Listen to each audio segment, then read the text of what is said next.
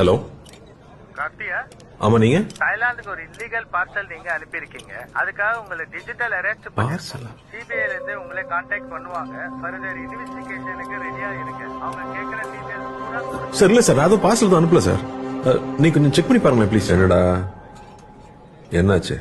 நான் ஏதோ கொரியர்ல ட்ரக்ஸ் அனுப்பிச்சிருக்கேன், தாய்லாந்துல மாட்டிக்கிச்சு, டிஜிட்டல் அரெஸ்ட்னு சொல்றானுங்க. முதல்ல போனை கட் பண்ணு. இன்னும் கொஞ்ச நேரத்துல ஃபுல் செட்டப்போட வீடியோ கால்லயே வருவான். சிபிஐ ஆபீசர் பேசுறேன், இதை பத்தி வெளியில யார்கிட்டையும் சொல்லக்கூடாதுன்னு சொல்லுவான். உன் Aadhaar number, bank account number வரைக்கும் எல்லா டீட்டெயிலையும் புட்டு புட்டு வைப்பான்.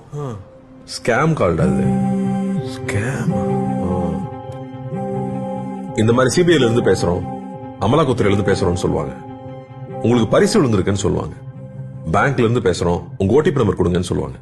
இப்படி பல வித்த வச்சிருக்கானுங்க, ஏமாந்துடாதீங்க. நம்மளுடைய பேராசையும் அறியாமையும் தான் இந்த மாதிரி சைபர் ஃப்ராட்ஸ்க்கான மூலதனமே. டிஜிட்டல் அரெஸ்ட்ங்கிற ஒரு சட்டமே நம்ம சட்டத்துறையில இல்ல, நம்ப வேண்டாம். இதுல மக்கள் பல கோடி ரூபாய் ஏமாந்துருக்காங்க. இதுல ஏமாந்தவங்க சின்னவங்க பெரியவங்க, படிச்சவங்க படிக்காதவங்கன்ற பேதமே இல்ல. வீட்டில் இருக்கிற எல்லாரையும் எஜுகேட் பண்ணுங்க, முக்கியமா பெரியவங்க. Let's build a safer digital world.